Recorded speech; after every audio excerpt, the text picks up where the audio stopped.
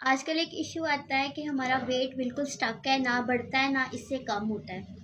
ना हम बाहर का फास्ट फूड यूज़ कर रहे हैं, ना हम कोला सॉफ्ट ड्रिंक यूज़ कर रहे हैं, ना हम कोई एक्स्ट्रा कैलोरीज वाली डाइट ले रहे हैं जिसमें हमारे पास खीर आ जाती है, गजरेला वगैरह आ जाते हैं। हम ऐसी कोई चीज़ भी नहीं ले रहे, सिर्फ घर का खाते हैं, बाहर का तो कभी हमने खाया भी नहीं है।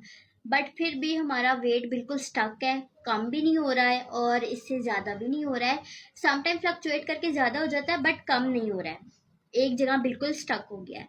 अच्छा, इसके रीज़न्स हो सकते हैं हमारे पास। सबसे पहले तो हमें इस बात का ख्याल रखना है कि अगर हम कैलोरी डेफिसिट नहीं है, अगर हमने अपनी कैलोरीज मेंटेन नहीं की हुई, तो कभी भी हमारा जो वेट है वो कम नहीं होगा। हाँ, गेन हो सकता है बट कम नहीं होगा। स्टॉप करो। समटाइम्स कुछ जो हमारे पास पेशेंट्स आते हैं उनका ये होता है कि भाई आप हमें, हमसे रहा नहीं जाता फास्ट फूड के बगैर, प्रोसेस्ड फूड के बगैर, तो आप हमें डाइट कुछ इसके साथ एडजस्ट कर दें। कुछ आप इसके साथ ही हमें बता दें कि हम उसको खा के अपना वेट मेंटेन कर सकते हैं। तो ये भी पॉसिबिलिटी है। हम एग्जांपल ले लेते हैं एक बर्गर की, नॉर्मल बर्गर की। उसमें अगर हम कैलोरीज देखें तो 500 टू 600 होती हैं। अब एक बंदा है जिसने एक बर्गर लिया है अपने फुल डे में, उसके साथ उसने कोई फ्राइज़ नहीं लिए, कोई कोला नहीं ली है, तो क्या एक नॉर्मल बंदे को 5 टू 600 कैलोरीज ओके हैं?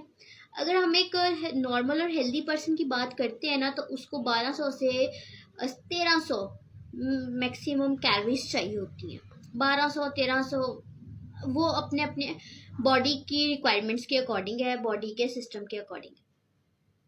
तो अगर हम 1200 या 1300 कैलोरीज में से 500-600 कैलोरीज का सिर्फ एक बर्गर ले लेते हैं, वी आर कैलोरी डेफिसिट, तो ऑब्वियसली इससे भी हमारा वेट लॉस की तरफ जा सकता है।